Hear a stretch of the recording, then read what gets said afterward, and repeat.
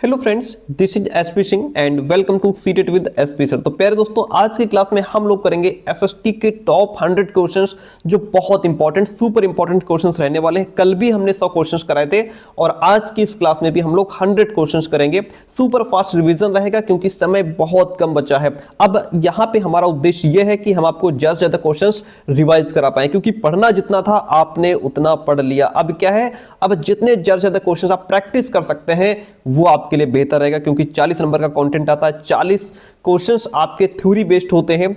जैसे आप इस वीडियो में आज देखेंगे इसी तरीके से क्वेश्चंस आते हैं, कोई बहुत सरल क्वेश्चंस आते नहीं है। तो आपको एक बार अगर आप नजर मार लेंगे क्वेश्चंस पर तो चीजें आपको रिमाइंड होती रहेंगी। ठीक है, तो 100 क्वेश्चंस हम लोग करने वाले हैं। जो इंपॉर्टेंट चीजें हैं, जहां से मैं आपको थोड़ा एक्स्ट्रा बता पाऊं, वो हमने साथ में ऐड कर दिया है, जिसके माध्यम से हम लोग एक्स्ट्रा चीजें समझते चलेंगे। बाकी एक्सप्लेन नहीं होगा, एक्सप्लेन ज्यादा नहीं करेंगे क्योंकि समय बहुत कम है। ठीक है, बस एक हमारा उद्देश्य क्या है कि आप एक बार नजर मार लें, ओके, चीजें आपको रिमाइंड हो जाए। पहला क्वेश्चन आपके सामने। चैनल पर नए हो तो सब्सक्राइब जरूर कीजिएगा। कल के 100 क्वेश्चन अगर आपने नहीं देखे तो उसको भी देखिएगा। कहता है कि निम्नलिखित में से कौन सा महाजनपदों के नियमित रूप से टैक्स वसूलने के बारे में सही नहीं है। जो गलत ऑप्शन है यहाँ पे वो आपको बताना है। देखिएगा, आखेटकों तथा संग्राहकों को भी जंगल से प्राप्त वस्तुएं राजा को देनी होती थी। व्यापार में खरीदी और बेची जाने वाली वस्तुओं पर टैक्स लगाया जाता था। ज्यादातर फसलों पर टैक्स उपज का 1/2 आधा हिस्सा निर्धारित होता था। चरवाहों को जानवरों या उनके प्रोडक्ट के रूप में टैक्स देना पड़ता था। क्या ऑप्शन इसमें है जो सही नहीं है?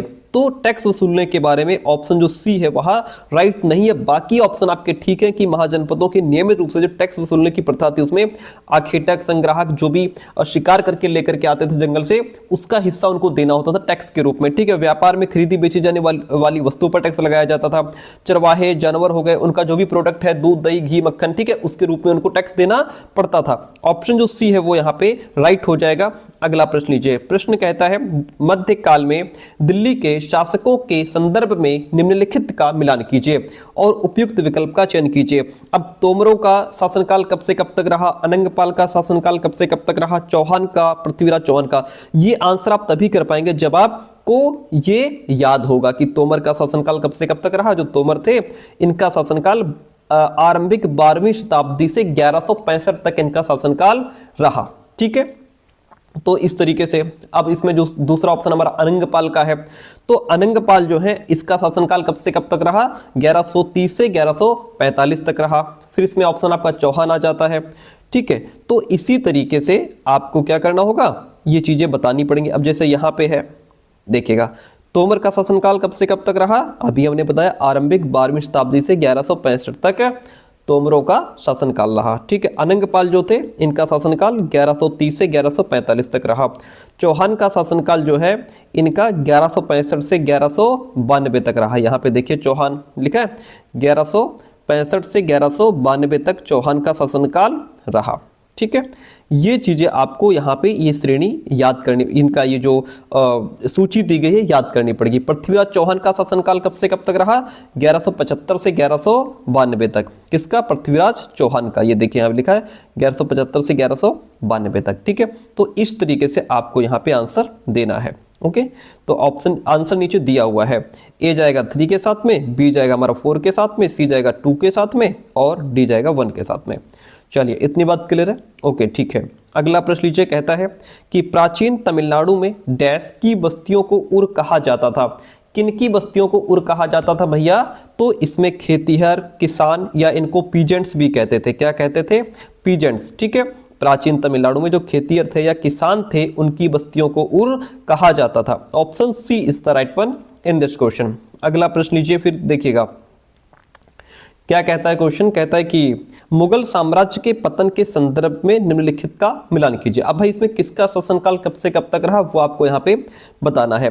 फर्रुख सियार हैं, शाह आलम द्वितीय हैं, अहमद शाह हैं, आलमगीर द्वितीय हैं। किसका शासनकाल कब से कब तक रहा? तो देखिएगा, फर्रुख सियार का शासनकाल 1713 से लेकर के 1719 तक रहा। ठीक है, शाह आलम द्वितीय का शासनकाल 1759 से लेकर के 1816 तक रहा। यानी कि ए सेकंड बी फर्स्ट, ए जाएगा सेकंड के साथ में, तो ए सेकंड हो गया, बी फर्स्ट हो गया और अहमद शाह का शासनकाल 1748 से 1754 तक था। ठीक है, उसके बाद आलमगीर द्वितीय का 1754 से लेकर के 1759 तक था। ठीक है, तो ऐसे हमारा इसमें ऑप्शन सी राइट हो जाएगा। आगे बढ़िए, अगला प्रश्न लीजिए। कहता है उत्तराधिकार की सहदायात प्रथा का अर्थ क्या है? पसंदीदा पुत्र को अपने पिता की संपत्ति विरासत में मिलना, ज्येष्ठ पुत्र को अपने पिता की संपत्ति विरासत में मिलना, या सभी पुत्रों और पुत्रियों के बीच विरासत का विभाजन, या फिर सभी पुत्रों के बीच विरासत का विभाजन। यहाँ पे उत्तराधिकार, मुगलों की जो उत्तराधिकार की सहदायत प्रथा थी, उसका मतलब यह है कि सभी पुत्रों के बीच विरासत का विभाजन हो। ठीक है, सभी पुत्रों के बीच क्या हो? विरासत का विभाजन हो। ठीक है, ज्येष्ठ पुत्र को अपने पिता की संपत्ति विरासत में मिलना, ये ज्येष्ठाधिकार का उदाहरण है। ठीक है, ज्येष्ठाधिकार की जो प्रथा थी उसमें जो ज्येष्ठ पुत्र होता था वही पिता का उत्तराधिकारी हुआ करता था। लेकिन सहदायात में क्या है कि सभी पुत्रों के बीच विरासत का विभाजन होगा, इसलिए ऑप्शन नंबर डी राइट हो जाता है। देखिए यहां पे लिखा भी है ज्येष्ठाधिकार की बात। देखिए, मुगल ज्येष्ठाधिकार के नियम में विश्वास नहीं करते थे, जिसमें ज्येष्ठ पुत्र अपने पिता के राज्य का उत्तराधिकारी होता था। ज्येष्ठाधिकार क्या है? ज्येष्ठाधिकार की प्रथा में जो बड़ा बेटा होता था वही पिता के राज्य का उत्तराधिकारी होता था। इसके विपरीत उत्तराधिकार में वे सहदायात की मुगल और तैमूर वंशों की प्रथा को अपनाते थे, जिसमें उत्तराधिकार का विभाजन समस्त पुत्रों में कर दिया जाता था। क्या होता था? सभी पुत्रों के बीच विरासत का विभाजन कर दिया जाता था सहदायात की प्रथा में। ओके, चलिए अगला प्रश्न लीजिए। कहता है मराठी में लिखे भक्ति गीतों को किस नाम से जाना जाता है? मराठी में लिखे भक्ति गीतों को श्रोतम कहते हैं, भजनम, प्रबंधन, अभंग, क्या कहते हैं इसको अभंग कहा जाता है। मराठी में लिखे भक्ति गीतों को अभंग नाम से जाना जाता है। Option D is the right one in this question. मौजूदा महाराष्ट्र में रहे संतों के बारे में निम्नलिखित कथनों को पढ़िए और सही विकल्प का चयन कीजिएगा। देखिए, 13वीं से 17वीं शताब्दी में हुए कवि संतों ने सभी प्रकार के कर्मकांडों और जन्म आधारित अंतरों का विरोध किया। इन कवि संतों ने रोजी रोटी कमाने और विनम्रता पूर्वक जरूरतमंद साथी व्यक्तियों की सेवा करते हुए जीवन बिताने को अधिक पसंद किया। दोनों ही ऑप्शन हमारे यहाँ पे राइट हो जाते हैं। ए और बी दोनों ऑप्शन सही हैं, इसलिए हम ऑप्शन नंबर फर्स्ट के साथ में चले जाएंगे। अगला प्रश्न कहा गया है मध्य प्रदेश में घुमंतू खेती के लिए निम्नलिखित में से कौन सा शब्द इस्तेमाल होता था? बीघा, बेवर, बैगा या महल? क्या होता था? बेवड़ का यूज होता था। बेवड़ मध्य प्रदेश में घुमंतू खेती के लिए इस्तेमाल होने वाला शब्द, जो कि हमारी कौन सी है? स्थानांतरित खेती है, जिसमें कुछ समय के लिए एक जगह पर खेती की जाती है, फिर उसके बाद उसको छोड़ दिया जाता है। ओके, बेवड़ यहाँ पे राइट शब्द हो जाएगा, राइट ऑप्शन हमारा हो जाएगा। ए और आर को पढ़िएगा। कथन ए कहता है डॉक्टर भीमराव अंबेडकर ने बचपन में रोजमर्रा की जिंदगी में जातिगत पक्षपात झेला था। जी बिल्कुल झेला था। और डॉक्टर भीमराव अंबेडकर के पिता एक सैनिक स्कूल में पढ़ाते थे। ऑप्शन तो दोनों सही हैं, लेकिन ये इसको एक्सप्लेन नहीं कर रहा है, इसलिए ए और आर दोनों सही हैं, लेकिन आर ए की सही व्याख्या यहाँ पे नहीं है। Option B is the right one in this question. अगला पढ़िएगा, सुपर फास्ट रिवीजन हमारा ये, बहुत ज़्यादा इसमें एक्सप्लेन नहीं करेंगे ताकि आपका समय खराब ना हो, पर ज़्यादा से ज़्यादा क्वेश्चन आप प्रैक्टिस कर लो जितना हो सके। निम्नलिखित कथन ए और आर को पढ़िए, सही विकल्प चुनिए। कहता है ईवी रामास्वामी, नायकर कहो या पेरियार कहो, एक ही नाम है इनका। दोनों नाम एक ही व्यक्ति के हैं। ईवी रामास्वामी ने भूतपूर्व मद्रास प्रेसिडेंसी में स्वाभिमान आंदोलन शुरू किया था। जी बिल्कुल किया था। उन्होंने ऐसा लोगों को समाज में जातिगत भेदभाव के खिलाफ संघर्ष करने के लिए किया था। दोनों ही ऑप्शन सही है। ठीक है भाई, ईवी रामास्वामी ने भूतपूर्व मद्रास प्रेसिडेंसी में स्वाभिमान आंदोलन शुरू किया। क्यों किया, इसका रीजन नीचे दिया हुआ है। क्योंकि उन्होंने ऐसा लोगों को समाज में जातिगत भेदभाव के खिलाफ संघर्ष करने के लिए किया था। आर जो है वो एक ही सही व्याख्या कर रहा है। ऑप्शन जो ए है वो यहाँ पे हमारा राइट हो जाता है। आगे बढ़ जाइए, अगला प्रश्न आपके सामने है। किसने जिन्ना के दो राष्ट्र सिद्धांत का विरोध किया था? सरदार वल्लभ भाई पटेल ने, खान अब्दुल गफ्फार खान ने, वीर सावरकर ने, या फिर मौलाना आज़ाद ने? क्या हो जाएगा इसका राइट आंसर? इसका राइट आंसर हो जाएगा हमारा मौलाना आज़ाद। ठीक है, मौलाना आज़ाद ने जिन्ना के दो राष्ट्र सिद्धांत का विरोध किया था। Option D is the right one in this question. आगे बढ़िए, कहता है अंतर्राष्ट्रीय तिथि रेखा के बारे में निम्न में से कौन सा कथन सही है? अंतर्राष्ट्रीय तिथि रेखा एक सीधी रेखा नहीं, सीधी रेखा नहीं है, टेढ़ी मेढ़ी रेखा है, सीधी नहीं है।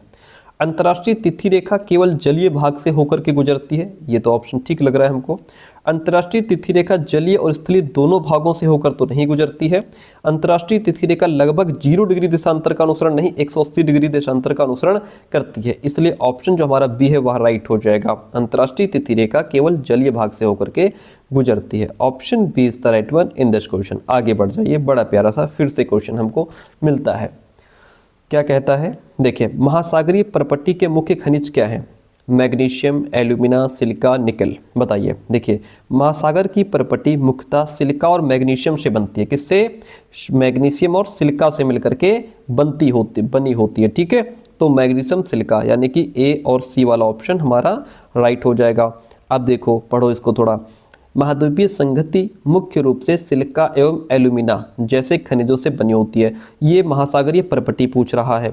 अगर क्वेश्चन आपसे महाद्वीपीय संगति वाला आ जाए तो आप लिखेंगे सिलिका और एल्यूमिना। क्या लिखेंगे? Silica, alumina. ठीक है, महाद्वीपीय संगति मुख्य रूप से सिलिका एवं एल्यूमिना जैसे खनिजों से बनी होती है, इसलिए इसे सीएल यानी कि सिलिका तथा एल्यूमिना कहा जाता है। और जो महासागर की परपट्टी है वो सिलिका और मैग्नीशियम की बनी होती है, इसे सीमे यानी कि सिलिका और मैफ और मैग्नीशियम कहा जाता है, इसलिए ऑप्शन ए और सी राइट हो जाएगा। अगला प्रश्न आपसे कहता है कि एक व्यक्ति ने किसी क्षेत्र का दौरा किया और वहां उसे बांस, ऐश, बीच के पेड़ और फीजेड, मोनाल पक्षी मिले। उसने निम्न में से किस वनस्पति क्षेत्र का दौरा किया होगा जो उसे ये सब चीज़ें वहाँ देखने को मिली? तो किस उष्णकटिबंधीय सदाबहार वन, शीतोष्ण पर्णपाती वन की ये सारी विशेषताएं होती हैं, शंकुधारी या फिर भूमध्य सागरी। तो ये सारी विशेषताएं होती हैं शीतोष्ण पर्णपाती वन, जिसको हम टेम्परेट डेसिडस फॉरेस्ट भी कहते हैं। Option B is the right one in this question. अगला प्रश्न पढ़िए। देखिए, कहता है कि किस क्षेत्र में बहुत ही सीमित प्राकृतिक वनस्पति मिलती है? शीतोष्ण कटिबंधीय क्षेत्र में, टुंड्रा क्षेत्र में, शीत कटिबंधीय क्षेत्र में या फिर उष्ण कटिबंधीय क्षेत्र में? क्या हो जाएगा इसका राइट आंसर भैया? बताओ। इसका राइट आंसर हो जाएगा टुंड्रा क्षेत्र। क्या हो जाएगा? टुंड्रा क्षेत्र। ओके, टुंड्रा क्षेत्र में बहुत ही सीमित प्राकृतिक वनस्पति मिलती है। Option B is the right one in this question. अगला प्रश्न आपके सामने कहता है कि कथन ए और आर के आधार पर सही विकल्प का आपको यहाँ पे चुनाव करना है। महासागर का जल लवणीय या खारा होता है?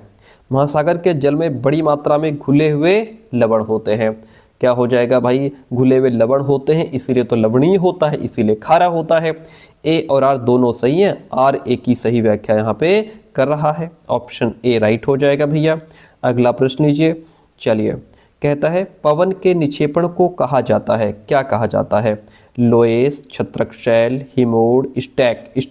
स्टैक तो वहाँ बनते हैं ना जहाँ जो है कि समुद्र की धाराएं अपरदन निक्षेपण करती रहती हैं, फिर उससे स्टैक बनते हैं, वो तो वहाँ की बात हो गई।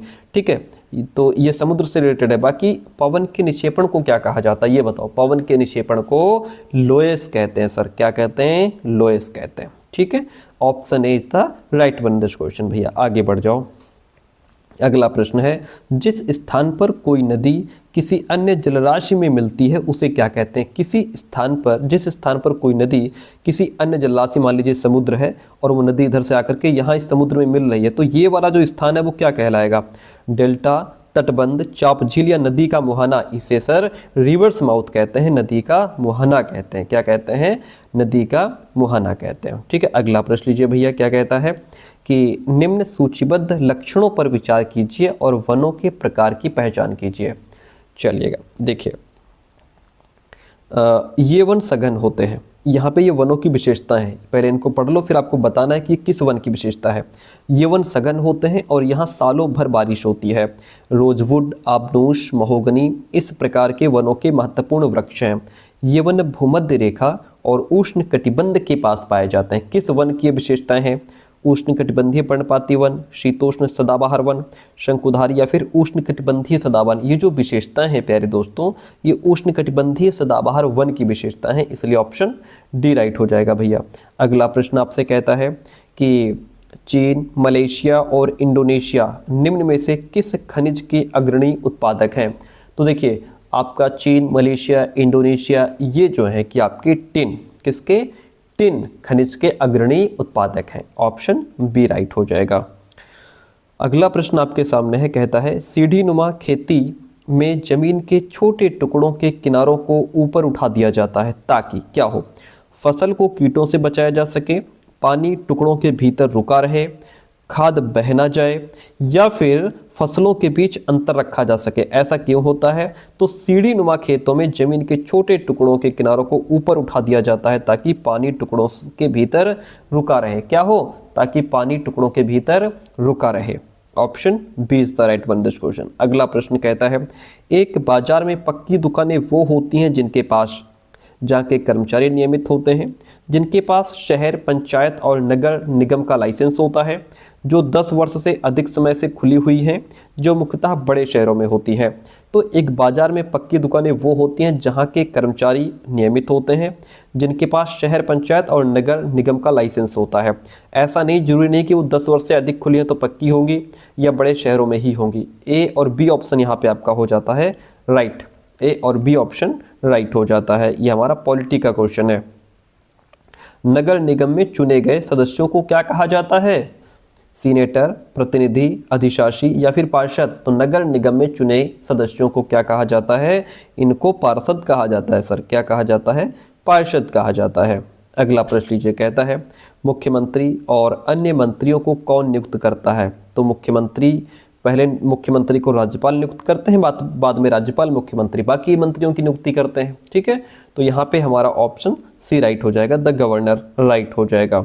चलिए आगे बढ़ते हैं। कहता है कि ए और आर पर विचार करें। कर्ज किसानों की विपदा का मुख्य कारण बन गया है, जिसके बोझ से दबकर कई किसानों ने आत्महत्या तक कर ली है भैया। ठीक है, छोटे किसान बीज, खाद और कीटनाशक जैसे सामानों को खरीदने के लिए साहूकारों से कर्जा लेते हैं, जिसे कई बार चुका नहीं पाते। इसीलिए क्या हो गया है कि बेचारे कर्ज के बोझ तले दब करके आत्महत्या करने पर मजबूर हो जाते हैं।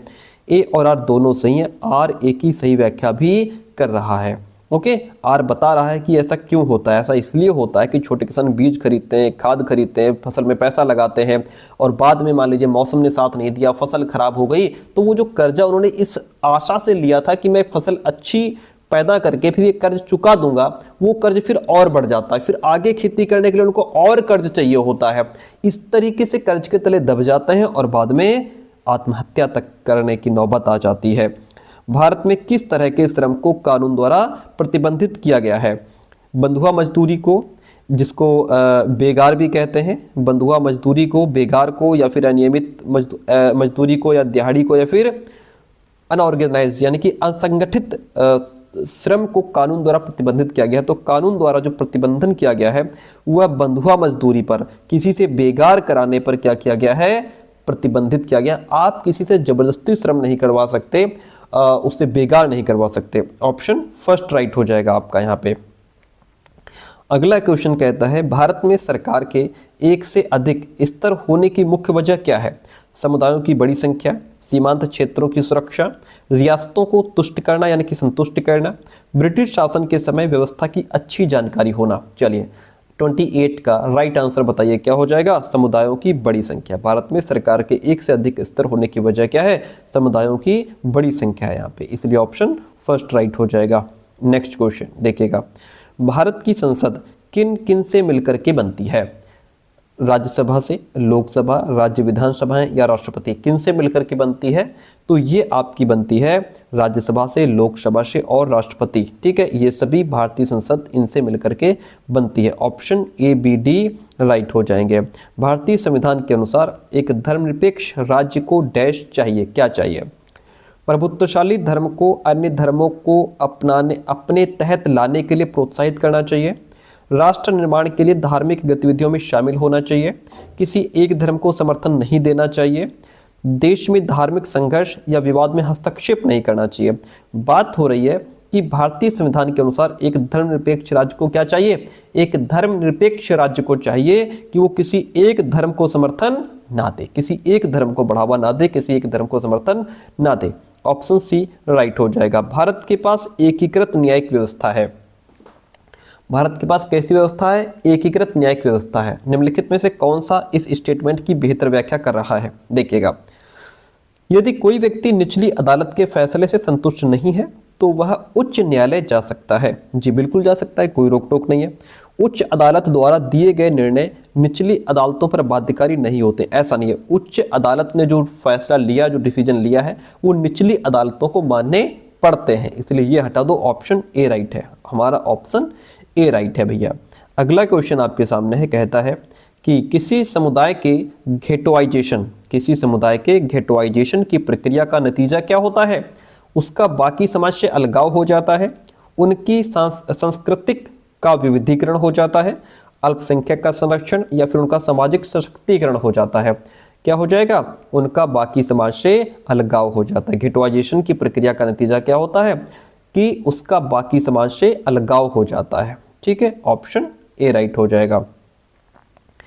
कहता है कि फुटपाथ और ठेलों पर सामान बेचने को जीविकोपार्जन के अधिकार के रूप में देखने की एक तरफ निम्नलिखित में से क्या एक कदम है? देखिए, फुटपाथ और ठेलों पर सामान बेचने के लिए शहरों के कुछ इलाकों को तय किया जाना चाहिए। बात तो ठीक है भाई कि जो फुटपाथ ठेलों पर सामान बेचते हैं उनके लिए एक इलाका तय कर दिया जाना चाहिए कि ये लोग यहाँ सामान बेचेंगे।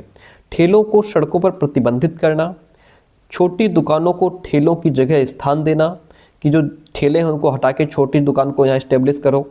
ठेलों और फुटपाथ पर सामान बेचने पर स्थानीय सरकार द्वारा टैक्स लगा दो भैया। क्या है? तो बेस्ट ऑप्शन यही है कि फुटपाथ और ठेलों पर सामान बेचने के लिए शहर के कुछ इलाकों को तय किया जाना चाहिए, उनको भी एक फिक्स जगह मिल जाए कि हाँ हम यहाँ पे सामान बेचेंगे। ठीक है, ऑप्शन ए राइट हो जाएगा। अगला प्रश्न आपसे कहता है, संगम कविताओं में एक तमिल शब्द मुवेंदार की चर्चा मिलती है जिसका अर्थ तीन मुखिया है होता है। निम्नलिखित में से कौन सा समुच्चय तीनों मुखियाओं का सही प्रतिनिधित्व करता है? तो तमिल शब्द जो मुवेंदार की चर्चा मिलती है उसमें जो तीन मुखिया हैं वो तीन मुखिया हैं आपके चोल, चेर, पांड्य। क्या है? चोल, चेर और पांड्य, यही वो तीन मुखिया हैं। ऑप्शन डी यहाँ पे आपका राइट हो जाता है। निम्नलिखित कथनों में से कौन सा उपनिषद के बारे में सही है? उपनिषद का मतलब क्या होता है? उपनिषद प्रारंभिक वैदिक ग्रंथों का हिस्सा हैं। उपनिषद का शाब्दिक अर्थ है गुरु के समीप बैठना। इन ग्रंथों में प्रजा और शासकों के बीच बातचीत का संकलन किया गया है।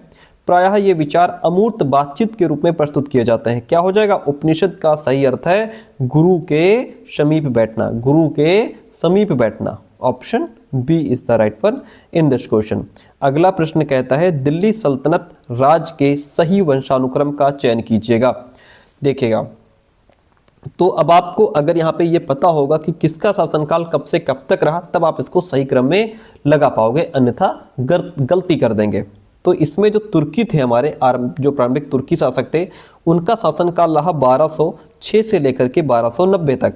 ठीक है, मैं यहाँ पे सही से लिख दूँ, जो तुर्की थे इनका शासनकाल कब से कब तक रहा? 1206 से लेकर के 1206 से 1290 तक। फिर आया खलजी वंश, इसका शासनकाल रहा 1290 से 1320 तक। फिर तुगलक वंश आया, इसका शासनकाल रहा 1320 से 1414 तक। फिर हमारा सैयद वंश आया, उसका शासनकाल था 1414 से लेकर के 1451 तक। फिर लोधी वंश आया, ये 1451 से शुरू होकर के 1526 तक चला। तो ये एक इनका सीक्वेंस रहा। ठीक है, तो ऑप्शन हमारा जो फर्स्ट है वो यहाँ पे राइट हो जाएगा। ओके, ये सबसे पहले ये आया, फिर उसके बाद ये, फिर ये, फिर ये, फिर ये आया। ठीक है, चलिए ऑप्शन ए राइट हो जाता है। अगला प्रश्न फिर आपके सामने है, कहता है निम्नलिखित सूची ए में दी गई नृत्य शैलियों का सूची बी में उनसे संबंधित राज्यों से मिलान करें कि कौन सा किस राज्य से संबंधित है। देखिएगा, तो भरतनाट्यम कहाँ से किससे संबंधित है? जो भरतनाट्यम हमारा ये तमिलनाडु से संबंधित है। भरतनाट्यम तमिलनाडु से संबंधित है।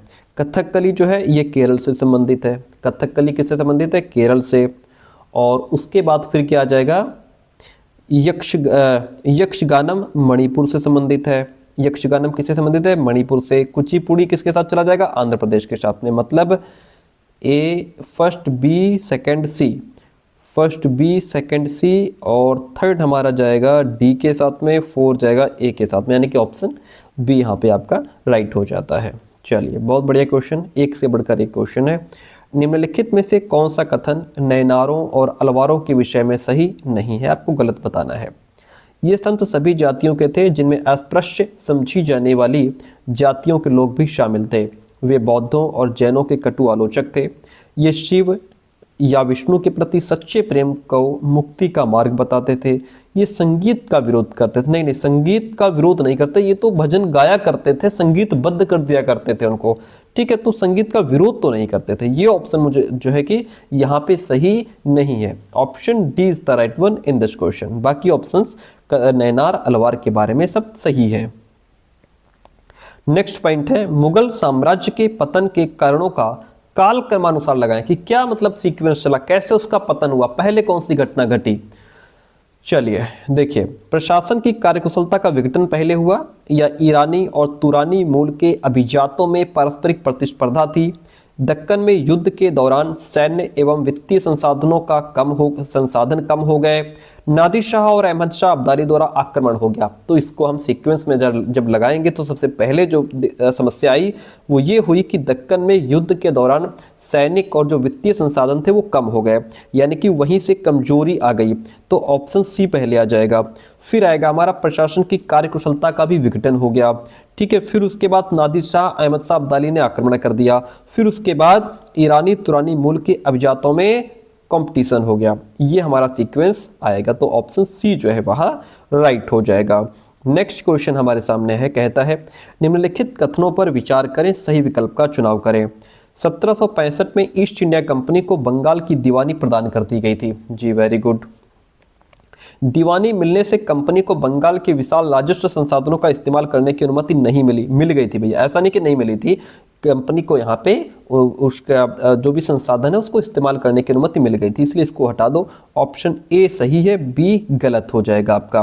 कथनों पर विचार करें। क्या कहते हैं कथन? कहता है अवध के नवाब को 1801 में अपने आधे इलाके को ईस्ट इंडिया कंपनी को सौंपने के लिए बाध्य किया गया था। चलिए ठीक है। सहायक संधि की शर्तों के अनुसार भारतीय रियासतों को अपनी सुरक्षा के लिए तैनात सहायक सेना के रखरखाव के लिए कंपनी को पैसा देना पड़ता था। जी हाँ, अगर भारतीय शासक रकम अदा करने में चूक जाते थे तो जुर्माने के तौर पर उनके इलाके का हिस्सा कंपनी अपने कब्जे में ले लेती थी। दोनों ही बातें सही है यहाँ पे, ए और आर दोनों सही हैं। ए का कारण यहाँ पे बी है, क्योंकि जो है कि आधे इलाके को ईस्ट इंडिया कंपनी को सौंपने के लिए बाध्य किया गया था। ठीक है, उसके पीछे का कारण यह है। Option C is the right one in this question. भैया अगला प्रश्न आपसे कहता है किसने स्त्री पुरुष तुलना किताब लिखी है? किसने स्त्री पुरुष तुलना किताब लिखी है? पंडिता रमाबाई ने, ताराबाई शिंदे ने, राव सुंदरी देवी ने, या फिर बेगम रुकैया सखावत हुसैन ने? तो स्त्री पुरुष तुलना किताब लिखने वाले ताराबाई शिंदे। स्त्री पुरुष तुलना किसके द्वारा लिखी गई? ताराबाई शिंदे के द्वारा। ऑप्शन बी राइट हो गया भैया। सुल्ताना का स्वप्न नामक किताब की लेखिका कौन थी? सुल्ताना का स्वप्न नामक किताब की लेखिका थी Rokeya Sakhawat Hossain. Rokeya Sakhawat Hossain. Option A is the right one. स्वदेशी आंदोलन अंग्रेजी शासन के विरोध में उठ खड़ा हुआ एवं निम्न विचारों को प्रोत्साहित किया। किन विचारों को प्रोत्साहित किया? स्वदेशी व्यापारिक संगठन, राष्ट्रीय शिक्षा, भारतीय भाषा का उपयोग को जोर दिया, या फिर स्वदेशी पुलिस को प्रोत्साहित किया? तो इसने स्वदेशी व्यापारिक संगठन को प्रोत्साहित किया, राष्ट्रीय जो हमारी नेशनल एजुकेशन थी उस पर बात की, भारतीय भाषा का उपयोग हो इसको उन्होंने प्रोत्साहित किया। स्वदेशी पुलिस की बात नहीं हुई है। फर्स्ट, सेकंड, थर्ड जो ऑप्शन है हमारे वहाँ राइट हो जाएंगे। कथन ए और बी को पढ़िए। कहता है भारतीय राष्ट्रीय कांग्रेस एवं मुस्लिम लीग ने 1916 में ऐतिहासिक लखनऊ पैक्ट पर हस्ताक्षर किया था। चलिए बात तो ठीक है। दोनों पार्टियों ने फैसला किया कि वे साथ मिलकर देश में प्रतिनिधित्वात्मक सरकार के लिए काम करेंगे। बिल्कुल ए और आर दोनों सही हैं, लेकिन बी ए की व्याख्या भी यहाँ पे कर रहा है। निम्नलिखित में से कौन से देश गुटनिरपेक्ष आंदोलन के सदस्य थे? इंडोनेशिया, मिस्र, इजिप्ट, घाना, या फिर इंग्लैंड, ब्रिटेन? कौन थे जो गुटनिरपेक्ष आंदोलन के सदस्य थे? तो उसमें हमारे ये इंडोनेशिया, मिस्र, इजिप्ट और घाना ये जो है कि गुटनिरपेक्ष आंदोलन के क्या थे? सदस्य थे। ऑप्शन फर्स्ट राइट हो जाता है। चलिए बहुत बढ़िया। नेक्स्ट क्वेश्चन फिर हमारे सामने आया है। कहता है कि इन युग्मों पर विचार करना है आपको। चलिए, मंगल किसके साथ जाएगा? शुक्र किसके साथ जाएगा? पृथ्वी क्या है? और बृहस्पति किसके साथ जाएगा? भाई कौन किसके साथ मैच होगा? युग्मों पर हमें विचार करना है। तो हमारा इसमें जो है फर्स्ट मंगल जो है ये आंतरिक ग्रह है, और पृथ्वी जो है ये आकार में 5वां ग्रह है। ये दो हमारे बिल्कुल ठीक मिले हुए हैं। इसलिए हमारा केवल फर्स्ट और फोर्थ ऑप्शन जो है वह राइट हो जाएगा। इस क्वेश्चन में ये पूछा जा रहा था कि ये जो सामने दिया गया है इसमें से कौन सा जोड़ा जो है वो सही रूप से मिला हुआ है। तो आपको पता है मंगल हमारा आंतरिक ग्रह है, तो ये हमारा सही रूप से जुड़ा हुआ है। पृथ्वी आकार में 5वां ग्रह है, ये भी सही रूप से है। शुक्र बौना ग्रह नहीं है। बृहस्पति के पास अधिक उपग्रह हैं लेकिन ये ऑप्शन में नहीं है। ऐसा नहीं है कि 1 3 4 अगर ऑप्शन में होते तो हम 1 3 4 वाले को राइट करते, लेकिन 3 ऑप्शन में ही नहीं है, इसलिए हम ऑप्शन नंबर फर्स्ट और फोर्थ के साथ में चले जाएंगे। किसके साथ? ऑप्शन फर्स्ट और फोर्थ के साथ में चले जाएंगे। अगला प्रश्न लीजिए क्या कहता है, देखिएगा। क्वेश्चन कहता है कि विषुवत वृत्त निम्नलिखित में से किस देश से होकर गुजरती है? विषुवत वृत्त किस देश से होकर गुजरती है? बोलीविया, बोत्सवाना, ब्राज़ील या बांग्लादेश? कहाँ से होकर के गुजरती है? तो विषुवत वृत्त जो है वह ब्राज़ील से होकर के गुजरती है। Option C is the right one in this question. अगला प्रश्न लीजिए। मृदा से संबंधित निम्नलिखित कथनों पर विचार करें। अपक्षयित चट्टानी पदार्थ जनक चट्टान और उपमृदा के बीच अवस्थित रहता है। ठीक है। किसी क्षेत्र की जलवायवीय दशा वहां के मृदा परिच्छेदिका की मोटाई को निर्धारित करता है। ये ऑप्शन हट जाएगा ए, और इसमें हमारा है ए सही है लेकिन बी गलत है। ए सही है लेकिन बी ऑप्शन गलत है। कहता है कि विश्व के मुख्य प्राकृतिक क्षेत्रों के विभाजन में निम्न में कौन से मुख्य मानक हैं? क्या है इसमें मुख्य मानक? अक्षांश एवं देशांतर, वायुमंडलीय दाब और पवन, तापमान, वर्षण एवं वनस्पति, ज्वार भाटा एवं धाराएं। क्या हो जाएगा? तो वो है हमारा तापमान, वर्षण एवं वनस्पति। विश्व के मुख्य प्राकृतिक क्षेत्रों के विभाजन में तापमान, वहाँ का रेनफॉल और वनस्पति जो है ये मुख्य मानक होते हैं, इसलिए ऑप्शन सी राइट हो जाएगा। चलिए आगे बढ़ते हैं भाई। निम्नलिखित कथनों पर विचार कीजिए और वायुमंडल की परत पहचान कीजिए। देखिएगा, इसमें बढ़ती ऊंचाई के साथ तापमान अत्यधिक तीव्रता से बढ़ता है। किसमें बढ़ता है भाई? तापमान अत्यधिक तीव्रता से। और आयन मंडल इस परत का एक भाग है। ये किसकी विशेषता है? ये बाह्य वायुमंडल की विशेषता है। किसकी? बाह्य वायुमंडल की विशेषताएं हैं। Option D is the right one in this question. उच्च दाब संबंधित है किससे? बादल युक्त आकाश और नम मौसम से, भारी बारिश से, स्पष्ट एवं स्वच्छ धूप भरे आकाश से या तूफान से। तो high pressure is associated with clear and sunny skies. स्पष्ट और स्वच्छ धूप भरे आकाश से हमारा ये संबंधित है उच्च दाब। चलिए, निम्न में से किन राज्यों का तट अरब सागर पर है? बताइए। ओडिशा और आंध्र प्रदेश का, तमिलनाडु कर्नाटक का, केरल तमिलनाडु का, या फिर कर्नाटक और केरल का? क्या हो जाएगा इसमें? ऑप्शन डी कर्नाटक और जो केरल राज्य हैं इनका जो तट है वह अरब सागर पर है। ऑप्शन डी राइट हो जाता है। आगे बढ़ते हैं। कहता है कि बंजर भूमि की तुलना में वन भूमिगत जल को पुनः प्राप्त करते हैं। ठीक है। और वन और अन्य वनस्पति आवरण धरातलीय प्रवाह को मंद करते हैं। क्या हो जाएगा इसका राइट आंसर? तो ये हमारा ए और आर दोनों ऑप्शन सही हैं। आर ए की सही व्याख्या भी यहाँ पे कर रहा है। आगे बढ़ते हैं। देखिए 100 क्वेश्चन है, अगर हम एक्सप्लेन करने बैठ जाएंगे तो 3 घंटे क्लास हो जाएगी। हम सिंपल आपको पढ़ा रहे हैं, बस क्वेश्चन रिवाइज करा रहे हैं, उसके बावजूद भी 1 घंटा लग रहा है। चलिए, क्वेश्चन कहता है बीज की फसल उगाना एक महत्वपूर्ण कृषिगत मृदा गतिविधि मानी जाती है। क्यों? क्योंकि यह किसानों को साल भर कमाने का मौका देती है, किसानों की आय दुगुनी करती है, वर्षा दोहन से सुरक्षित रखती है, खेती की उत्पादकता बढ़ाती है। क्या हो जाएगा राइट आंसर इसमें? तो यह है वर्षा दोहन से सुरक्षित रखती है। बीज की फसल उगाना एक महत्वपूर्ण कृषिगत मृदा गतिविधि मानी जाती है क्योंकि यह वर्षा दोहन से सुरक्षित रखती है। ऑप्शन सी राइट हो गया भैया। आगे बढ़ते हैं। क्वेश्चन कहता है निम्नलिखित में से किस राज्य में एक विशिष्ट जाल चीना वाला मछली पकड़ने के लिए प्रयोग होता है? अगर आपने पॉलिटी पढ़ी होगी तो पॉलिटी में हमने इसको खूब पढ़ाया है। ठीक है। ये कर्नाटक के लिए कर्नाटक में है, केरल, आंध्र प्रदेश, तमिलनाडु। किस राज्य में चीना वाला मछली पकड़ने के लिए प्रयोग होता है? किस राज्य की बात हो रही है? केरल राज्य की बात हो रही है सर। किस राज्य की? केरल राज्य की बात हो रही है। ठीक है, ऑप्शन बी राइट हो गया। किसी गांव में भूमि को नापने, लेखा जोखा रखने और उसका रिकॉर्ड रखने के लिए कौन उत्तरदायी होता है? तो उसके लिए उत्तरदायी होता है पटवारी। कौन होता है? पटवारी। ठीक है। चलिए, ऑप्शन बी राइट हो जाएगा। आगे बढ़ते हैं। सार्वजनिक स्वास्थ्य सेवाओं के बारे में निम्नलिखित में से कौन सा कथन सही नहीं है? आपको इसमें से गलत बताना है। यह सरकार द्वारा चलाई जाने वाली स्वास्थ्य केंद्रों की एक श्रृंखला है।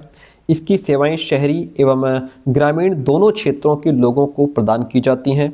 इन सेवाओं को चलाने के लिए धन उस पैसे से आता है जो लोग सरकार को टैक्स के रूप में देते हैं।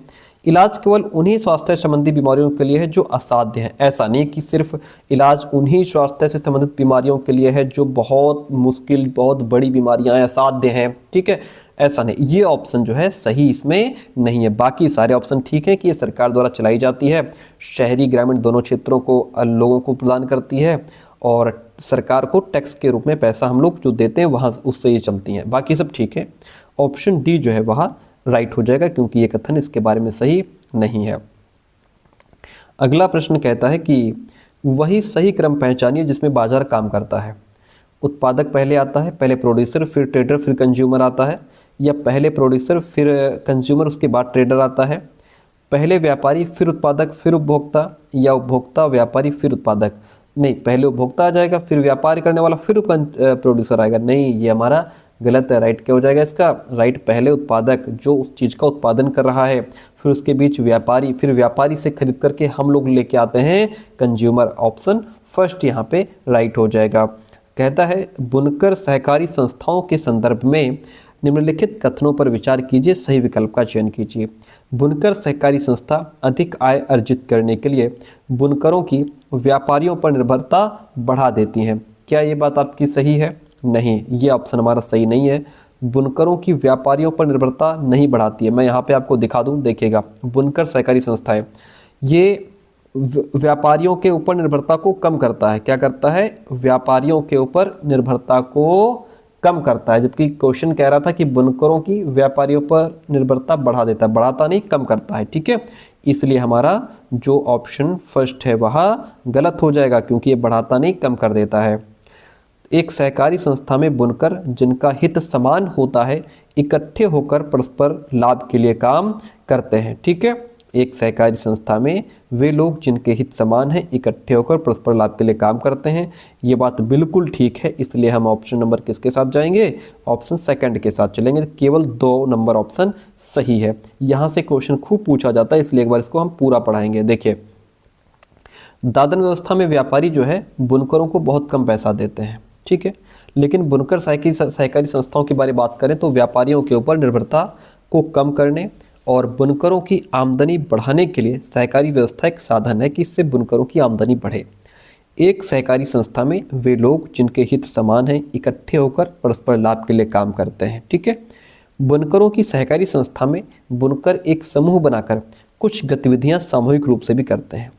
वे सूत व्यापारी से सूत प्राप्त करते हैं और उसे बुनकरों में बांट देते हैं। सहकारी संस्था विक्रय का कार्य भी करती है, बेचने का काम भी करती है।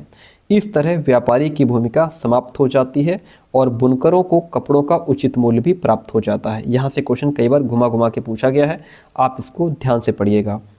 चलिए, नेक्स्ट पॉइंट हमारा कहता है निम्नलिखित में से कौन सा कथन भारत में लोकतंत्र के बारे में सही नहीं है? गलत आपको बताना है। भारत एक प्रतिनिधि लोकतंत्र है। ब्रिटिश राज के काल में कुछ भारतीयों को मताधिकार प्राप्त था। प्रथम आम चुनावों में भारत के सार्वभौमिक मताधिकार अपनाया। सरकार के निर्णय लेने की प्रक्रिया में लोगों की प्रत्यक्ष सहभागिता नहीं, हम कहाँ जाते हैं, सरकार को निर्णय ले रही है तो हम कहाँ जाकर के उसमें इंटरफेयर करते हैं? नहीं ना, हमारा उसमें प्रत्यक्ष रूप से कोई सहभागिता नहीं होती कि सरकार क्या निर्णय ले रही है। इसलिए ऑप्शन हमारा डी राइट हो जाएगा। हमको तो तब पता चलता है जब आ जाता है वो डिसीजन, है ना, कि हाँ ये निर्णय सरकार ने लिया है, हमारा उसमें प्रत्यक्ष रूप से कोई भागीदारी नहीं है। विद्यालय में लड़के और लड़कियों को कुछ सब्जेक्ट्स में चुनाव करना पड़ता है, इसलिए नहीं कि उनका उन विषयों के प्रति रुझान है, बल्कि इसलिए कि वे विशिष्ट जेंडर के हैं। ये क्या हो जाएगा? भेदभाव है, रूढ़िवादिता है, या फिर ये होमोफोबिया है, या फिर गेटोइजेशन। देखिए, जहाँ पर लड़के और लड़कियों को कुछ सब्जेक्ट्स इसलिए चुनाव करने पड़ रहे हैं कि वो विशेष जेंडर के हैं। जैसे लड़की है, वो इंजीनियर बनना चाह रही है लेकिन उसको मजबूरी में होम साइंस पढ़नी पड़ रही है, सब ऐसा नहीं है कि उसको होम साइंस के प्रति रुझान बहुत है, नहीं, मजबूरी में पढ़ रही है क्योंकि एक विशेष जेंडर की है, लड़की है, इसलिए होम साइंस को पढ़ना पड़ रहा है। ये जेंडर स्टीरियोटाइपिंग है, रूढ़िवादिता है, ठीक है। जबकि उसके अंदर से इच्छा थी इंजीनियर बनने की, वो साइंस पढ़ती, मैथ्स पढ़ती। एक लड़का है, उसका बहुत मन है कि वो होम साइंस पढ़े, खाना बनाना सीखे, खाना पकाना सीखे, है ना, उसको बहुत इंटरेस्ट है खाना बनाने में, लेकिन वो मजबूरीवश इंजीनियर उसको बनाया जा रहा है, मैथ्स पढ़वाई जा रही है क्योंकि वो एक लड़का है। ये क्या है? ये जेंडर रूढ़िवादिता है सर। क्या हो जाएगा? ये जेंडर रूढ़िवादिता है। ऑप्शन बी राइट हो जाएगा भैया। अगला प्रश्न, डैश का अर्थ यह है कि नागरिकों पर जैसा वे सोचते हैं, कैसे वे अभिव्यक्त करना चाहते हैं, उनके विचार और जैसे वे अपने विचारों को कार्यों में बदलना चाहते हैं, उस पर कोई भी अव्यवहारिक प्रतिबंध नहीं है। वो जैसा चाहे विचार करें, जैसा चाहे उस विचार को रखें, या जैसा चाहे उस विचार पर काम करना शुरू करें। ये क्या है? ये हमें फ्रीडम दी गई है सर। ये क्या दी गई है? ये हमें फ्रीडम दी गई है, लिबर्टी है, स्वतंत्रता है, ठीक है। हम चाहें जैसे काम करें, जैसे विचार करें, जैसे अपने विचार रखें। ऑप्शन सी राइट हो जाता है। फिर अगला प्रश्न आपके सामने कहता है कि दिए गए भारतीय संविधान के मार्गदर्शक मूल्यों का स्तंभ बी में उनके अर्थ के साथ मिलान करना है आपको। देखिएगा, संप्रभु का मतलब क्या होता है? संप्रभु मतलब लोगों को निर्णय लेने का सर्वोच्च अधिकार है, लोगों को निर्णय लेने का सर्वोच्च अधिकार है, ठीक है। और उसके बाद गणतंत्र क्या है? राज्य का मुखिया एक निर्वाचित व्यक्ति होता है, ये हमारा गणतंत्र को प्रेजेंट कर रहा है। बंधुत्व मतलब क्या होता है? लोगों को भाइयों और बहनों की तरह रहना चाहिए, ये बंधुत्व भ्रातृत्व की भावना है, ठीक है। फिर उसके बाद धर्मनिरपेक्ष मतलब क्या होता है? सरकार किसी भी धर्म का पक्ष नहीं लेगी, किसी एक धर्म को बढ़ावा नहीं देगी। तो हमारा A2, B3, C4, D1 option इसमें राइट हो जाता है। अगला प्रश्न लीजिए, कहता है निम्नलिखित में से कौन सा भारत में फौजदारी कानून से संबंधित है? कौन सा पॉइंट है जो फौजदारी कानून से इसमें संबंधित है? देखिएगा, ऐसे व्यवहार या क्रियाओं से निपटना जो कानून की दृष्टि में अपराध है, ठीक है। अपराध की जांच के बाद अदालत में मुकदमा दायर करना, यदि व्यक्ति दोषी पाया जाता है तो उसे जेल भेजा जा सकता है या उस पर जुर्माना भी किया जा सकता है। न्यायालय में याचिका केवल प्रभावित पक्ष की ओर से किया जाता है।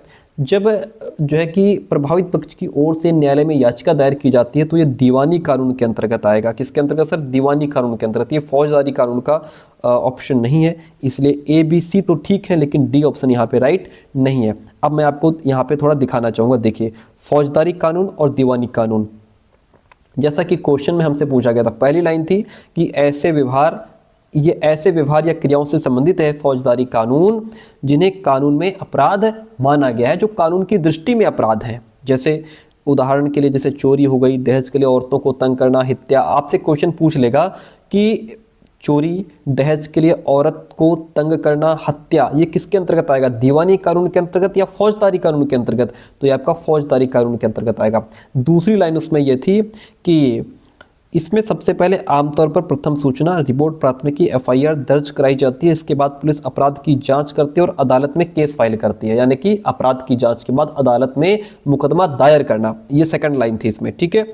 तीसरी लाइन उसमें क्या थी कि अगर व्यक्ति दोषी पाया जाता है तो उसे जेल भेजा जा सकता है और उस पर जुर्माना भी किया जा सकता है। ये क्या है? ये फौजदारी कानून की विशेषता यहाँ पर दी गई थी। अब देखिए, जो लास्ट ऑप्शन हमारा डी था, वो कह रहा था कि न्यायालय में याचिका केवल प्रभावित पक्ष की ओर से।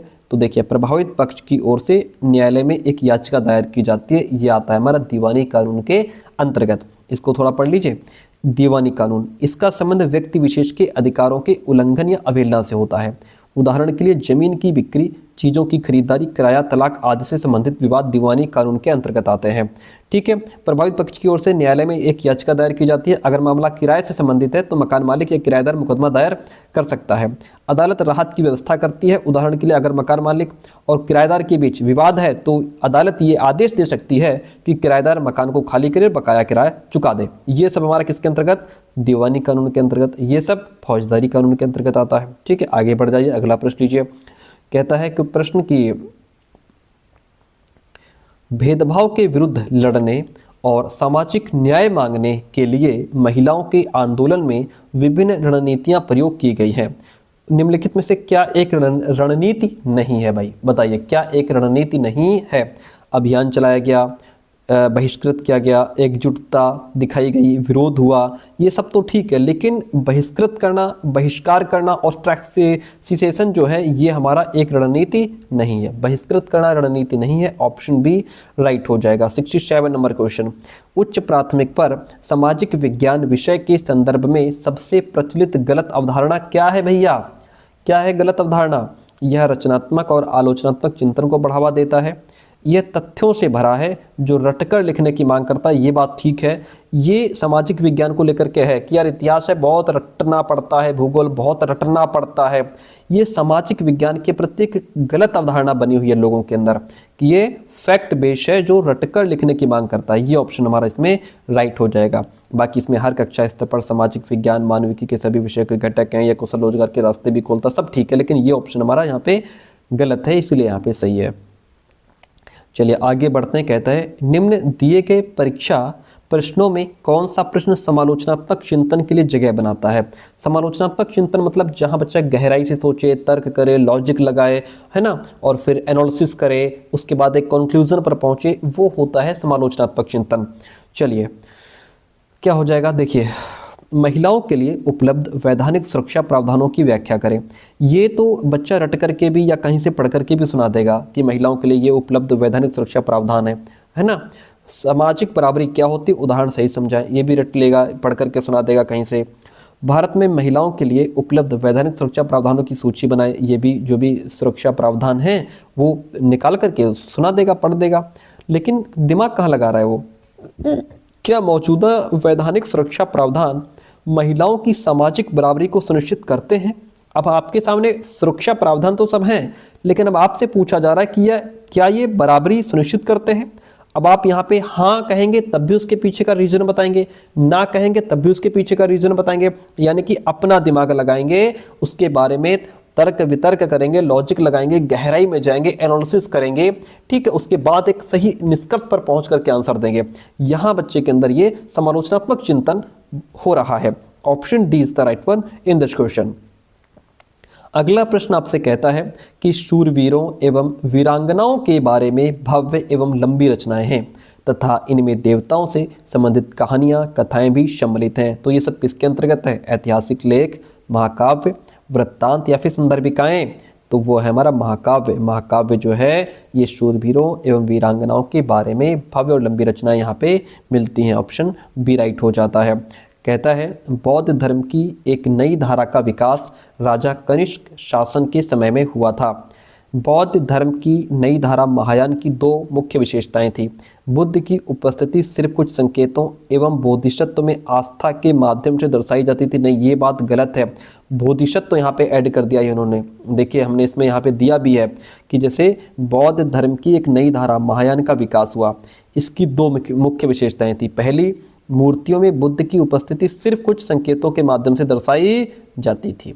ठीक है, ऐसा नहीं कि उसमें बोधिसत्व भी ऐड कर दिया गया। ठीक है, मिसाल के तौर पर उनके निर्वाण प्राप्ति को पीपल के पेड़ की मूर्ति द्वारा दर्शाया जाता था और अब बुद्ध की प्रतिमाएं बनाई जाने लगी थी। इनमें से अधिकांश मथुरा में तो कुछ तक्षशिला में बनाई जाने लगी। दूसरा परिवर्तन बोधिसत्व में आस्था को लेकर के आया। बोधिसत्व उन्हें कहते हैं जो ज्ञान प्राप्ति के बाद एकांतवास करते हुए ध्यान साधना कर सकते हैं। ठीक है, तो ये हमारा बोधिसत्व हो गया। अकॉर्डिंग टू द क्वेश्चन जो हमारा ऑप्शन है वहाँ ये कट जाएगा, क्योंकि इसके साथ इन्होंने बोधिसत्व और ये दोनों एक साथ मिला दिए हैं। फर्स्ट ऑप्शन राइट हो जाएगा। ए सही है किंतु सेकंड गलत है। फर्स्ट सही है, सेकंड गलत है हमारा। चलिए अगला प्रश्न ये कहता है सिल्क रूट पर नियंत्रण रखने वाले शासकों में सबसे प्रसिद्ध कुषाण थे।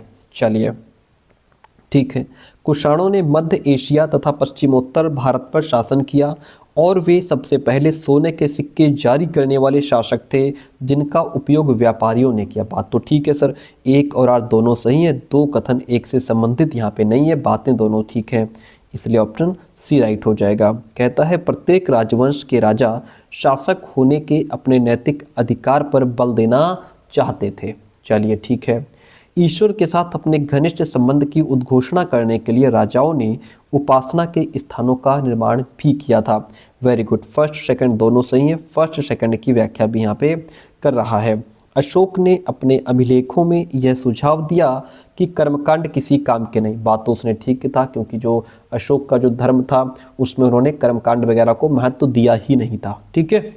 मौर्य वंश के साम्राज्य में लोग विभिन्न धर्मों का अनुसरण करते थे तथा यह कभी कभी विवाद एवं पशु बलि तक पहुंच जाता था। बात तो ठीक है भैया, ए और बी दोनों सही है, 2 एक का कारण भी है। चलिए अब देखिए यहाँ पे पहले इस क्वेश्चन का आंसर दीजिए, फिर हम थोड़ा आपको इसमें डीप में समझाएंगे। देखिए क्वेश्चन आपके सामने है, कहता है निम्नलिखित शब्दों का उत्तर भारत के गांवों में उनकी अनुरूप भूमिका के साथ मिलान कीजिए। ग्राम भोजक, गृहपति, दास कर्मकार।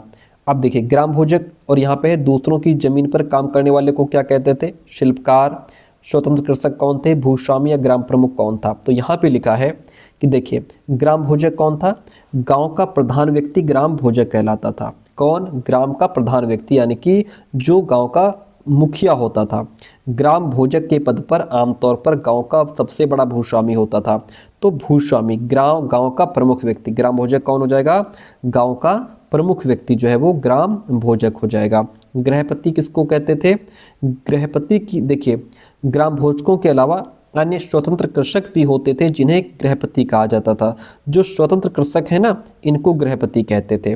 ठीक है। दास कर्मकार की बात करें, दास कर्मकार जिन्हें दूसरे की जमीन पर काम करके अपनी आजीविका चलानी पड़ती थी, तो दूसरों की जमीन पर काम करने वाले दास कर्मकार कहलाते थे। ठीक है।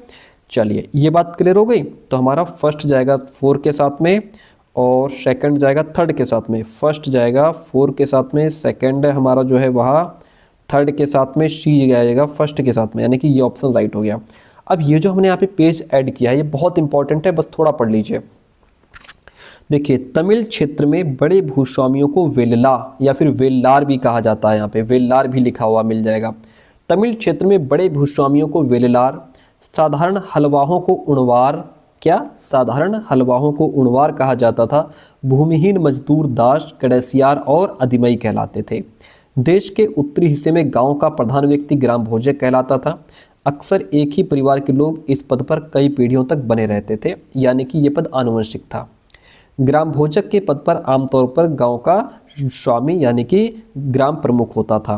साधारणतया इनकी जमीन पर इनके दास और मजदूर काम करते थे। इसके अतिरिक्त प्रभावशाली होने के कारण ये जो गांव के स्वामी थे, है ना, ग्राम भोजक, ये प्रभावशाली थे। इसकी वजह से राजा भी टैक्स वसूलने का काम इन्हें ही सौंप देते थे कि ऐसा करो, तुम ही गांव का टैक्स वसूल लो। ये न्यायाधीश का काम भी करते थे। यहाँ से भी क्वेश्चन पूछा गया है, न्यायाधीश का काम कौन करते थे? गृहपति, ग्राम भोजक या दास कर्मकार? तो न्यायाधीश का काम करते थे गांव का प्रमुख व्यक्ति भूस्वामी ग्राम भोजक। ये जो है न्यायाधीश का काम भी करते थे, कभी कभी पुलिस का भी काम किया करते थे ये लोग। ठीक है। तो ये बात आप ध्यान रखिएगा। ग्राम भोजकों के अलावा अन्य स्वतंत्र कृषक भी होते थे जिन्हें गृहपति कहा जाता था। इनमें ज्यादातर छोटे किसान होते थे। इसके अतिरिक्त कुछ ऐसे स्त्री पुरुष थे जिनके पास अपनी जमीन नहीं होती थी। इनमें दास कर्मकार आते थे जो दूसरों की जमीन पर काम करके अपनी आजीविका चलाते थे। Question clear? Very good. चलिए आगे बढ़ जाते हैं। देखिएगा, कहता है निम्नलिखित सामाजिक सुधारकों को उनके काम के साथ सम्मिलित कीजिए। ज्योतिराव फुले हैं, इन्होंने महाराष्ट्र में लड़कियों के लिए स्कूल खोले। बेगम रुकैया सखावत पटना और कलकत्ता में लड़कियों के लिए स्कूल खोले। ताराबाई शिंदे, इन्होंने स्त्री पुरुष तुलना लिखी। पंडिता रमाबाई पूना में विधवा गृह की इन्होंने स्थापना की। ठीक है। चलिए आगे बढ़ जाते हैं। अगला प्रश्न लीजिए। कहता है कि अगर वेद समाज ने रूढ़िवादी हिंदुत्व के अंधविश्वासों की सख्त निंदा की तो प्रार्थना समाज ने क्या प्रयास किया? तो प्रार्थना समाज ने यहाँ पे क्या प्रयास किया है? तो प्रार्थना समाज ने जातीय बंधनों के उन्मूलन के लिए प्रयास किया है। क्या किया है? जातीय बंधनों के उन्मूलन के लिए प्रयास किया है। Option first is the right one in this question. अगला प्रश्न लीजिए। राष्ट्रीय आंदोलन के मध्यमार्गीय नेताओं डैश।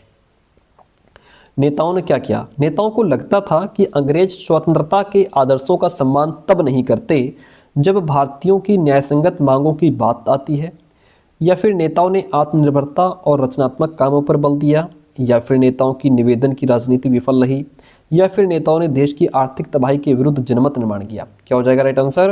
राष्ट्रीय आंदोलन के मध्यमार्गीय नेताओं ने देश की आर्थिक तबाही के विरुद्ध जनमत निर्माण किया। ऑप्शन डी राइट हो जाएगा। प्रश्न अगला लीजिए, कहता है कर्क रेखा, विषुवत रेखा और मकर रेखा निम्नलिखित में से किन महाद्वीप या महाद्वीपों से नहीं गुजरती हैं? देखिए किन महाद्वीपों से नहीं गुजरती हैं, तो देखिए यहाँ पे उत्तर अमेरिका और अंटार्कटिका, अंटार्कटिका से तो नहीं गुजरती है लेकिन उत्तर अमेरिका से गुजरती है, ठीक है। ऑस्ट्रेलिया और अंटार्कटिका, तो कर्क रेखा, विषुवत रेखा, मकर रेखा, इसमें से कोई भी रेखा हो, अंटार्कटिका से नहीं गुजर रही है लेकिन ऑस्ट्रेलिया से गुजर रही है। यूरोप से और अंटार्कटिका, इन दोनों से ही ये तीनों रेखाएं नहीं गुजरती हैं। केवल अंटार्कटिका ये राइट हो जाता है क्योंकि अंटार्कटिका से भी नहीं गुजरती हैं, लेकिन केवल अंटार्कटिका नहीं, यूरोप से भी तो नहीं गुजरती हैं, इसलिए बेस्ट ऑप्शन हम यूरोप और अंटार्कटिका लेंगे। इसको दिखाने के लिए हमने यहाँ पे पिक्चर भी ऐड कर दी है। ये है हमारी कर्क रेखा, ये है विषुवत रेखा और ये है मकर रेखा, ठीक है। ये है अंटार्कटिका। अब यहाँ से कोई भी रेखा नहीं गुजर रही है, ओके। उत्तर अमेरिका ये रहा, यहाँ से हमारी कर्क रेखा भी गुजर रही है ना, कर्क रेखा यहाँ से गुजर रही है। ऑस्ट्रेलिया की बात करें तो ऑस्ट्रेलिया ये रहा, यहाँ से हमारी मकर रेखा गुजर रही है, ठीक है। यूरोप कहाँ है सर? यूरोप की अगर हम बात करें तो यूरोप ये रहा, यहाँ से ना कर्क गुजर रही है, ना विषुवत, ना मकर, कोई रेखा नहीं गुजर रही है। अंटार्कटिका से भी कोई रेखा नहीं गुजरती है, ठीक है। इसलिए चलिए क्वेश्चन क्लियर हुआ, आगे बढ़ते हैं। कहता है पश्चिमी घाट में किस तरह की वनस्पति पाई जाती है? भैया बताओ, पश्चिमी घाट में किस तरह की वनस्पति पाई जाती है? पश्चिमी ढालों पर उष्णकटिबंधीय वर्षावन तथा पूर्वी ढालों पर कटीली झाड़ियां पाई जाती हैं। ये ऑप्शन हमारा फर्स्ट राइट हो जाएगा। फिर कहता है सहारा मरुस्थल के गुफा चित्रों में नदियों और विभिन्न प्रकार के जानवरों को दिखाया गया है। ये दर्शाता है कि, क्या दर्शाता है? सहारा के लोग बहुत कल्पनाशील थे, सहारा के लोग दुनिया घूमे हुए थे, सहारा के क्षेत्र में जलवायु परिवर्तन हुआ था, विदेशी सहारा के क्षेत्र में रहते थे। क्या हो जाएगा इसका राइट आंसर? सहारा के क्षेत्र में जलवायु परिवर्तन हुआ था, ठीक है। ये दिखाया गया है, ये दर्शाता है कि शहर सहारा के क्षेत्र में जलवायु परिवर्तन हुआ था। ऑप्शन सी राइट हो जाएगा। निम्नलिखित में से कौन सी स्थायी पवनें हैं? देखिएगा स्थायी पवनें क्या होती हैं? व्यापारिक पवनें, पश्चिमी पवनें और पूर्वी पवनें स्थायी पवनें हैं। व्यापारिक पश्चिमी और पूर्वी, व्यापारिक पवनें, पश्चिमी पवनें और पूर्वी पवनें, ये स्थायी पवनें हैं। ये वर्ष भर लगातार निश्चित दिशा में चलती रहती हैं, तो हमारा राइट आंसर भी डी हो जाएगा।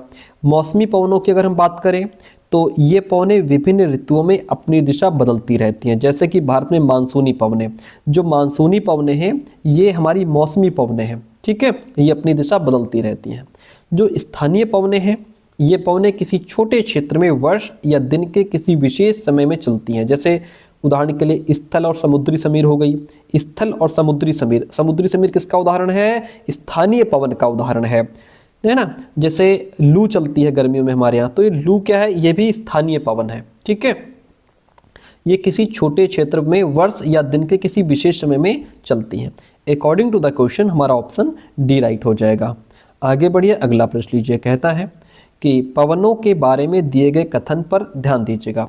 पवनें उच्च दाब क्षेत्र से निम्न दाब क्षेत्र की ओर बहती हैं। जी बिल्कुल, पवन हमेशा उच्च दाब क्षेत्र से निम्न दाब क्षेत्र की ओर ही बहेगी।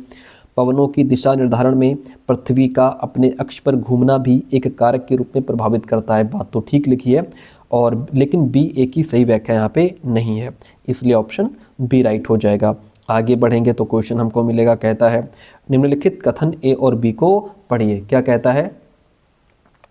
विभिन्न जलवायविक दशाओं के चलते भारत में प्राकृतिक वनस्पतियों में काफ़ी भिन्नता पाई जाती है। किसी क्षेत्र विशेष की प्राकृतिक वनस्पति केवल वहाँ पर होने वाली वर्षा पर निर्भर करती, सिर्फ बारिश पर निर्भर नहीं करती, बहुत सारे पॉइंट्स पर निर्भर करती है, इसलिए ऑप्शन ए सही है, केवल ए सही है। चलिए फिर क्वेश्चन कहता है लौह अयस्क से संबद्ध प्रिंस चार्ल्स पर्वत स्थित है। Prince Charles mountains which is associated with iron ore is located in. कहाँ स्थित है भैया ये? ऑस्ट्रेलिया में, अंटार्कटिका में, उत्तर अमेरिका में या फिर दक्षिण अमेरिका में? तो सर ये स्थित है हमारा अंटार्कटिका में। कहाँ स्थित है? अंटार्कटिका में। चलिए, दिए गए कौन से कारक किसी भी पदार्थ को संसाधन में परिवर्तित कर सकते हैं? समय, प्रौद्योगिकी, जरूरत। देखिए समय, प्रौद्योगिकी, जरूरत, ये तीनों ही चीज़ें किसी भी पदार्थ को संसाधन में परिवर्तित कर सकती हैं। ऑप्शन ए बी सी तीनों राइट हो जाएगा, क्योंकि समय हम लोग कहते नहीं कि यार एक वो समय था कि ये चीज़ हमारे किसी काम की नहीं थी और आज हमारे लिए बहुत इंपॉर्टेंट है, हमारे बहुत काम आ रही है ये, हम इसको बिल्कुल व्यर्थ समझते थे, बेकार समझते थे, हम तो इसको फेंकने वाले थे, लेकिन आज यही चीज़ हमारे बहुत काम आ रही है। तो ये क्या है, समय। समय ने क्या किया, उसको हमें उसको संसाधन में उसने परिवर्तित कर दिया। टेक्नोलॉजी की वजह से बहुत सारी चीज़ें हमारे संसाधन बन गई हैं। जरूरत और कोई चीज़ खराब पड़ी है, लेकिन हमारी जरूरत को उसने पूरा कर दिया, वो हमारे लिए एक संसाधन बन गई। इसलिए ऑप्शन ए बी सी तीनों हमारे राइट हो जाएंगे भैया। अगला प्रश्न क्या कहता है, निम्नलिखित में से कौन सी रोपण कृषि विश्व के उष्णकटिबंधीय प्रदेशों में पाई जाती है भैया? कौन सी रोपण कृषि है? तो वह हमारी मलेशिया में रबर हो गई, ब्राजील में कॉफ़ी हो गई, भारत में चाय। ये क्या है, ये रोपण कृषि विश्व के उष्णकटिबंधीय प्रदेशों में पाई जाती है। कनाडा में मक्का रोपण कृषि जो है नहीं है। तो हमारा ए बी सी राइट हो जाएगा। ए बी सी तीन ऑप्शंस राइट हो जाते हैं। अगला प्रश्न लीजिए, समानता की खोज में डॉक्टर भीमराव अंबेडकर ने धर्म परिवर्तन करके किस धर्म को अपनाया था? जैन धर्म, ईसाई धर्म, बौद्ध धर्म या इस्लाम? किस धर्म को अपनाया? इन्होंने बौद्ध धर्म को अपनाया था। किस धर्म को अपनाया था? बौद्ध धर्म को अपनाया था। ऑप्शन सी राइट हो जाएगा। अगला प्रश्न आपके सामने कहता है कि काउंसिल ऑफ स्टेट्स का भारत में ज़्यादा प्रचलित नाम क्या है? काउंसिल ऑफ स्टेट्स का संसद है, लोकसभा है, राज्यसभा है या विधानसभा? क्या नाम सबसे ज़्यादा प्रचलित है? राज्यसभा। क्या है? राज्यसभा। इसलिए ऑप्शन सी राइट हो जाएगा। आगे बढ़ते हैं। संसद में प्रश्नकाल सुनिश्चित करता है, क्या सुनिश्चित करता है? कार्यपालिका की विधायिका के प्रति जवाबदेही, न्यायपालिका की विधायिका से स्वतंत्रता, विधायिका का न्यायपालिका पर नियंत्रण या न्यायपालिका का विधायिका के साथ सहयोग? राइट आंसर बताओ उसका क्या हो जाएगा? ऑप्शन ए जो है वह राइट हो जाएगा। क्या हो जाएगा? ऑप्शन ए इसमें आपका राइट हो जाएगा। आगे बढ़ते हैं। फिर क्वेश्चन कहता है, निम्नलिखित में से क्या बाजार का एक प्रकार नहीं है? साप्ताहिक बाजार है, शॉपिंग कॉम्प्लेक्स भी एक बाजार है, हमारे मॉल भी बाजार का ही एक प्रकार है, लेकिन दादन व्यवस्था बाजार नहीं है, पुटिंग आउट सिस्टम बाजार नहीं है। इसमें तो जो व्यापारी होते हैं कच्चा माल बुनकरों को देते हैं और उनसे तैयार माल प्राप्त करते हैं, बस इतना है। दादन व्यवस्था जो है ये बाजार का प्रकार नहीं है। चलिए, जीविकोपार्जन के लिए अपनाए गए दादन व्यवस्था से एक बुनकरों को क्या नुकसान होता है? बहुत नुकसान होता है। बुनकरों को व्यापारी द्वारा कच्चा माल पहुंचाया जाता है, ठीक है। बुनकरों को कपड़ा बाजार तक ले जाने का परिवहन लागत देना पड़ता है। बाजार में कपड़े के मूल्य पर बुनकर का कोई नियंत्रण नहीं होता, सारा मुनाफा व्यापारी को हो जाता है। ये नुकसान रहता है क्योंकि उसने तैयार माल तो दिया है करके, लेकिन उसकी क्या रेट होगी, किस कीमत पर वो बिकेगा, इसकी कोई जानकारी उसको नहीं होती है ना। इस पर सीधा कंट्रोल बुनकर का होता है, सारा मुनाफा उस व्यापारी का ही होता है। ये उसको बेचारे को नुकसान हो जाता है। अगला प्रश्न कहता है, रोजा पार्क्स ने बस में एक श्वेत पुरुष के लिए अपनी सीट देने से इनकार कर दिया। यह आधुनिक इतिहास में किस बड़े आंदोलन की शुरुआत थी? संयुक्त राज्य अमेरिका का नागरिक अधिकार आंदोलन, दक्षिण अफ्रीका का रंगभेद विरोधी आंदोलन, फ्रांस का फ्रांसीसी क्रांति, इंग्लैंड का महिला मताधिकार आंदोलन? तो इसका राइट क्या हो जाएगा? तो ये जो है संयुक्त राज्य अमेरिका का नागरिक अधिकार आंदोलन की शुरुआत थी, क्योंकि जो रोजा पार्क्स हैं वो एक अफ्रीकी अमेरिकन महिला थी, ठीक है। तो उन्होंने एक श्वेत व्यक्ति को, अमेरिका के व्यक्ति को उसने सीट नहीं दी, जिससे कि हमारा ये आंदोलन शुरू हो गया। ऑप्शन फर्स्ट राइट हो जाएगा। अगला प्रश्न कहता है, आंगनवाड़ी क्या है? महिला संरक्षण गृह है, बाल गृह है, मिड डे मील केंद्र है या वृद्ध आश्रम है? आंगनवाड़ी जो है यह एक बाल गृह है, चाइल्ड केयर सेंटर्स है। क्या है ये? चाइल्ड केयर सेंटर है। अगला प्रश्न कहता है, किसी नागरिक के मौलिक अधिकारों का हनन होने पर उसके द्वारा न्यायालय में जाने का अधिकार निम्नलिखित में से कौन सुनिश्चित करता है? शोषण के विरुद्ध अधिकार, संवैधानिक उपचार का अधिकार, जीवन का अधिकार या फिर व्यक्तिगत स्वतंत्रता का अधिकार? क्या है उसका कि जो उसके मौलिक अधिकारों का हनन हुआ है और अब वो न्यायालय जा रहा है, ये उसको अधिकार कॉन्स्टिट्यूशनल रेमेडीज के अंतर्गत आता है, संवैधानिक उपचार का अधिकार है, ठीक है। ऑप्शन बी राइट हो जाएगा भाई। अगला प्रश्न आपसे कहता है कि निम्न कथनों पर विचार करें और कहाँ सत्ता एवं शक्ति का दुरुपयोग हो रहा है वो आपको बताना है। मंत्री द्वारा ठोस तकनीकी कारणों के चलते परियोजना को मंजूरी न देना, ये यहाँ पे दुरुपयोग नहीं हो रहा है, क्योंकि कुछ ठोस रीजन्स हैं, कुछ टेक्निकल इश्यूज हैं, जिसकी वजह से जो मंत्री हैं वो प्रोजेक्ट को पास नहीं कर पा रहे हैं, ठीक है। ये यहाँ पे दुरुपयोग नहीं हो रहा है। उच्च अधिकारी द्वारा पुलिस स्टेशन में फ़ोन करके रिश्तेदार के खिलाफ शिकायत दर्ज न करने के लिए कहना कि जो है तुम, वो रिश्तेदार हमारा, तुम उस पर शिकायत दर्ज FIR नहीं करोगे, ये आप दुरुपयोग कर रहे हैं। कक्षा मॉनिटर द्वारा एक गरीब छात्र पर झूठा आरोप लगाया जा रहा है, ये वो मॉनिटर है, उसके पास सत्ता है, शक्ति है, तो वो उस गरीब छात्र को दबा रहा है, ये सत्ता और शक्ति का दुरुपयोग हो रहा है। ऑप्शन बी सी राइट हो जाएगा, ऑप्शन बी और सी राइट हो जाएगा। भारत में न्यायपालिका के विषय में निम्नलिखित में से कौन सा वाक्य सही है? न्यायपालिका की अगर हम बात करें तो इसके बारे में, न्यायपालिका के विभिन्न स्तर पदानुक्रमित व्यवस्था में नहीं है। एक उच्च न्यायालय का न्यायाधीश देश का सर्वोच्च न्यायाधीश होता है। उच्चतम न्यायालय के फैसले के खिलाफ एक उच्च न्यायालय में सुनवाई की मांग की जा सकती है। न्यायपालिका के विभिन्न स्तर एक दूसरे से अपील व्यवस्था के द्वारा जुड़े हुए हैं। क्या राइट हो जाएगा? ऑप्शन डी, ये हमारा न्यायपालिका के विषय में वाक्य सही है। न्यायपालिका के विभिन्न स्तर एक दूसरे से अपील व्यवस्था के द्वारा जुड़े हुए हैं, ऑप्शन डी राइट हो जाएगा। फिर अगला प्रश्न आपसे कहता है, हाकिम शेख एवं पश्चिम बंगा खेत मजदूर समिति ने, हाकिम शेख एवं पश्चिम बंगा खेत मजदूर समिति ने निम्नलिखित में से क्या मुहैया करवाने के लिए न्यायालय में याचिका दायर की थी? क्या मुहैया करवाने के लिए याचिका दायर की थी उन्होंने? तो उन्होंने चिकित्सा एवं स्वास्थ्य सेवाएं जो थी इनको मुहैया करवाने के लिए न्यायालय में याचिका दायर की थी। ठीक है, अगला प्रश्न लीजिए, कहता है किसी समुदाय के बारे में रूढ़िबद्ध धारणाएं अक्सर उसके डैश का कारण बनती। यदि हम किसी समुदाय को लेकर के रूढ़िबद्ध धारणा बना लेते हैं कि ये समुदाय ऐसा है, इस समुदाय के लोग चोर होते हैं, गरीब होते हैं, इनको कुछ नहीं आता है ना, बुद्धू होते हैं, तो ये क्या है?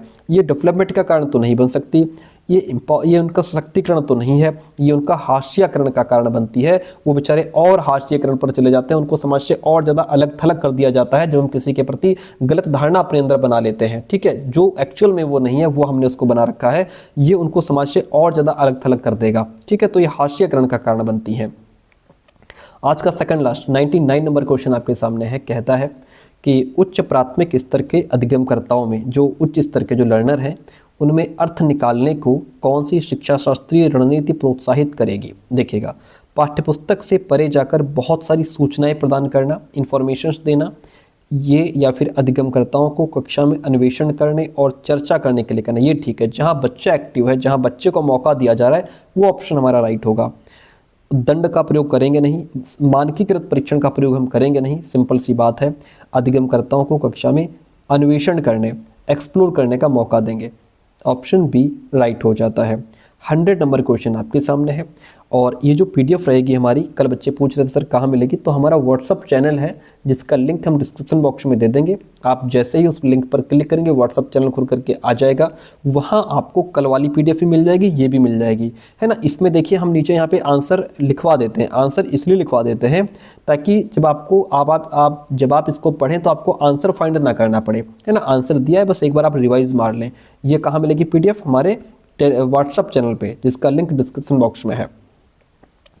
निम्नलिखित में से कौन समावेशी कक्षा का एक उदाहरण है? देखिएगा, समावेशी कक्षा का उदाहरण क्या हो जाएगा? सभी विद्यार्थियों को एक ही कक्षा में पढ़ाना और अध्यापक द्वारा सभी के लिए समान शिक्षण विधि और मूल्यांकन विधि का प्रयोग करना। ठीक है, एक ही कक्षा में आप पढ़ा रहे हैं और सभी के लिए एक समान शिक्षण विधि और मूल्यांकन विधि का प्रयोग करें। देखिए, सभी के लिए, जब आप सभी के लिए समान शिक्षण विधि, यानी कि चाहे आपके सामने कोई बालक मंद बुद्धि हो, है ना, एवरेज हो, प्रतिभाशाली हो, कोई भी हो, सबके लिए सेम टीचिंग मेथड अपना रहे हैं, ये बात गलत है, क्योंकि यहाँ पे आप व्यक्तिगत विभिन्नता को ध्यान में नहीं रख रहे हैं। ठीक है, ये समावेशी शिक्षा का उदाहरण नहीं है। आपको बच्चे की व्यक्तिगत जरूरत को, उसकी आवश्यकता को ध्यान में रखना है, जो बालक जैसा उसको उसके हिसाब से सिखाना है। अध्यापक द्वारा विशेष आवश्यकता वाले विद्यार्थियों के लिए अलग कक्षाएं लेना। देखिए, अलग कक्षाएं, हम बच्चों को अलग थलग भी नहीं करेंगे, सबको साथ में पढ़ाएंगे। अध्यापक द्वारा विद्यार्थियों के लिए साप्ताहिक परीक्षा की घोषणा करना और विशेष विद्यार्थियों को परीक्षा के दिन अवकाश देना कि जो है कल इन बच्चों का टेस्ट होगा और तुम्हारी छुट्टी है, ऐसा भी नहीं करेंगे।